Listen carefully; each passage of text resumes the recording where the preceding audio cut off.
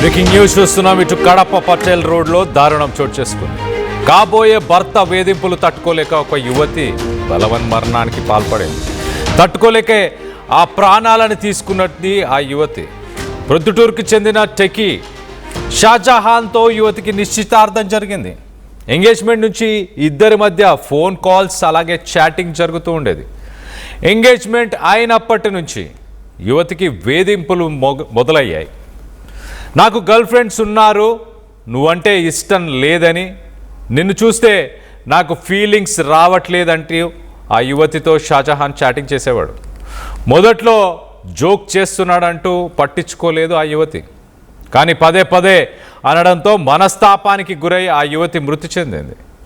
ఇంట్లో పోలీసులకు దొరికిన 12 పేజీల చివరి లేఖ.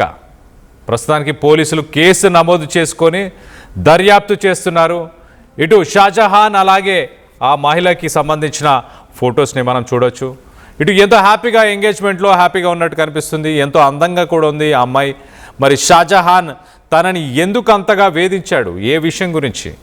అంతగా ఇష్టం లేకపోతే ఎంగేజ్మెంట్ చేసుకోవాల్సిన అవసరమే ఉంది. చేసుకున్న తర్వాత అంతగా ఇబ్బంది పెట్టాల్సిన అవసరమే ఉంది. 12 పేజీల్లో ఆ అమ్మాయి మరి ఏం విషయాలు బయటకి వెలుగులోకి తీసుకురావాలని ప్రయత్నం చేసింది చనిపోయే ముందు? దీనికి సంబంధించి మరింత డీటెయిల్గా మాట్లాడుకునే ప్రయత్నం చేద్దాం. మా ప్రతినిధి కిషోర్ అందుబాటులో ఉన్నారు. కిషోర్తో మాట్లాడి తెలుసుకునే ప్రయత్నం చేద్దాం. కిషోర్, ఇక్కడ ఆ కపుల్ని చూస్తే చాలా బ్యూటిఫుల్గా, ఆ అమ్మాయి చాలా అందంగా ఉంది. అంత మంచిగా ఉన్న అమ్మాయిని ఎందుకు అంతగా టార్చర్ చేశాడు షాజహాన్? 12 పేజీల లేఖలో ఇటు ఆ యువతి ఏం చెప్పుకొచ్చే ప్రయత్నం చేసింది?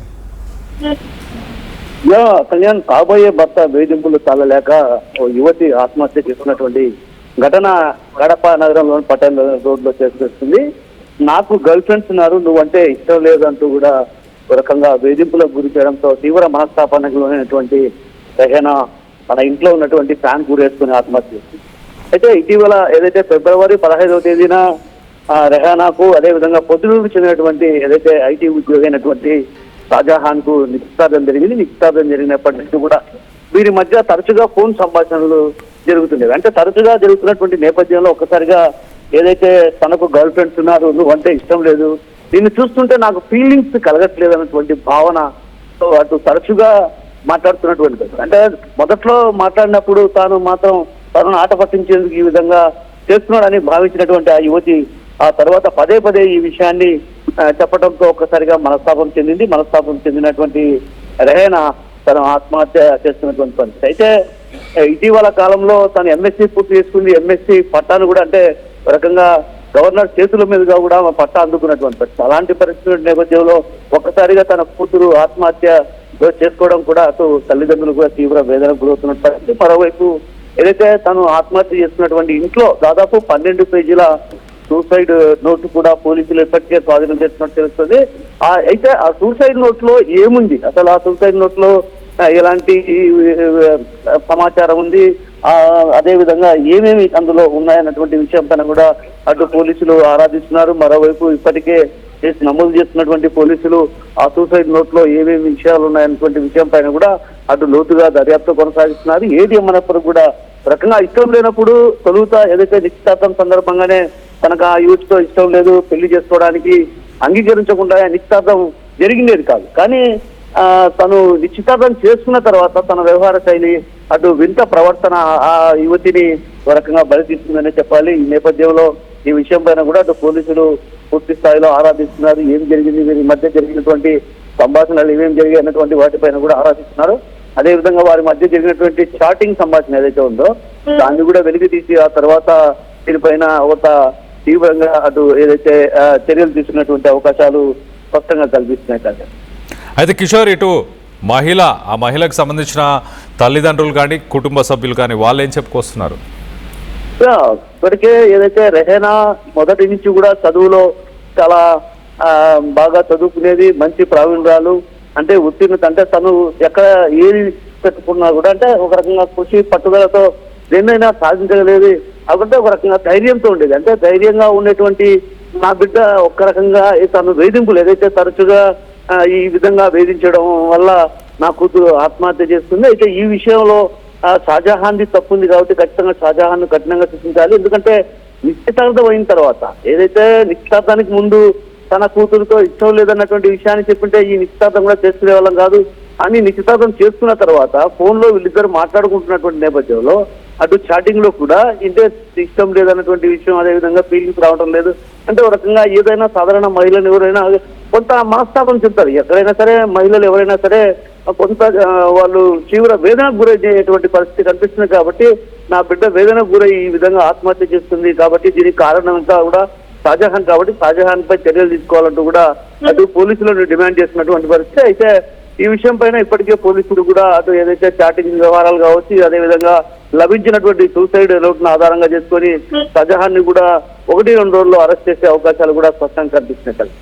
Right Kishore, thanks for the latest update. మొత్తం మీద ఇటు షాజహాన్ తను వేధించడం వల్లే ఇటు ఈ మహిళ చనిపోయినట్టు తెలుస్తుంది. ఆ మహిళ ఎంత అందంగా ఉంది, అందంగా ఉన్న ఆ మహిళని, ఆ యువతిని షాజహాన్ నాకు నువ్వు నచ్చట్లేదు, నిన్ను చూస్తే నాకు ఫీలింగ్స్ రావట్లేదు, నాకు ఇతర మహిళలు వేరే గర్ల్ ఫ్రెండ్స్ కూడా ఉన్నారు, వేరే మహిళలతో కూడా నాకు సంబంధాలు ఉన్నాయంటూ మొదటి నుంచి చెప్పుకొచ్చాడు. అంటే ఒక ఎక్స్ట్రా మ్యారిటల్ రిలేషన్షిప్ని ఎస్టాబ్లిష్ చేసే ప్రయత్నం చేశాడా? ముందు నుంచే నాకు వేరే రిలేషన్షిప్ ఉంది అంటూ ఆ అమ్మాయికి కొంత ఫీడ్ చేసి పెళ్లి చేసుకొని ఇతర మహిళలతోనే ఉండాలని ప్రయత్నం చేశాడా? కానీ ఏది ఏమైనా కూడా ఎంతో అందంగా ఉన్న యువతిని తనని మరి అందంగా లేవు, నిన్ను చూస్తే నాకు ఫీలింగ్స్ రావట్లేదు అంటూ తను ఎలా మాట్లాడాడో అర్థం కావట్లేదు. మరీ ముఖ్యంగా పెళ్ళి అంతగా ఈ అమ్మాయి అంతగా ఒకవేళ నచ్చకపోయినా, ఇష్టం లేకపోయినా మరొక మహిళతో మరి పెళ్లి చేసుకోవచ్చు కదా, తను ఇష్టపడిన మహిళనే పెళ్లి చేసుకోవచ్చు కదా, తినని వేధించాల్సిన అవసరం ఏముంది? ఇంత దారుణానికి పాల్పడాల్సిన అవసరం ఉంది? ఈవెన్ ఆ యువతి కూడా మరి ఎంగేజ్మెంట్ అయినప్పటికీ ఆ యువతి మరి ఈ వేధింపుల నుంచి తన తల్లిదండ్రులతో కానీ తన అన్నదమ్ములతో కానీ మాట్లాడి ఈ ఎంగేజ్మెంట్ని క్యాన్సిల్ చేసుకుంటే సరిపోయేది కదా, తన ప్రాణాలు తీసుకోవాల్సిన అవసరం ఏముంది?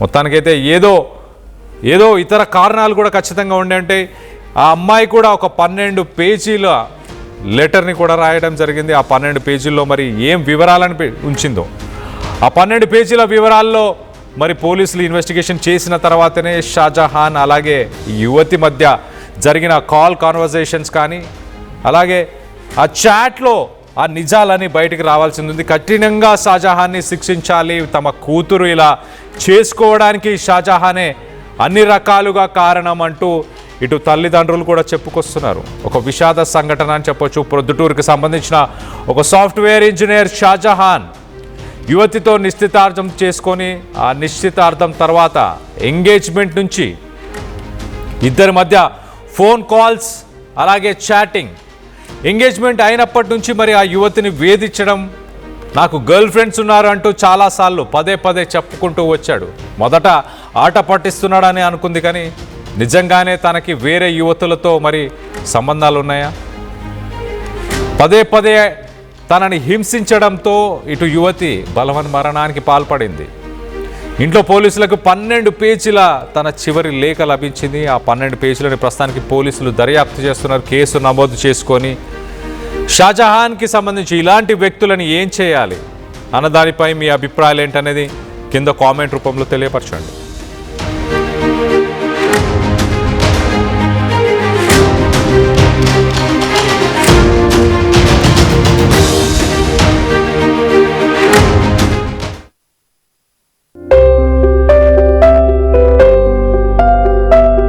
చిన్న చిన్న ఆనందాలు 35 ఏళ్లుగా నా జీవితంలో లేవు. 35 ఏళ్లుగా నేను డైపర్లలో బ్రతికాను. 6 సెంటీమీటర్ల ఫిస్టులా నా మూత్రాశయంలో లీకు కారణమైంది. ఎవరూ నాకు సహాయం చేయలేకపోయారు. AINUలో వైద్యులను కలిసే వరకు అక్కడ వారు రోబోటిక్ శస్త్రచికిత్సతో నాకు పరిష్కారం ఇచ్చారు. వారు నా ఆత్మవిశ్వాసాన్ని కూడా తిరిగిచ్చారు. Precision Care makes it possible. The Center for Robotic Surgery at AINU. 148 plus student-led startups, 11 exited startups, 12 cash flow positive startups. KL deemed to be university.